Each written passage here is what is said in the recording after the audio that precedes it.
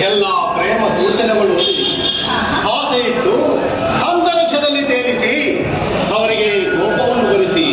ಅವರ ಬಯಕೆಯನ್ನು ಈಡೇರಿಸುತ್ತೇನೆ ಅಂದ ಮೇಲೆ ಈಗಲಾದರೂ ಈ ನಿನ್ನ ಮನಸ್ಸನ್ನು ತೆರೆದು ಈ ನಿನ್ನ ಪ್ರಿಯಕರನನ್ನು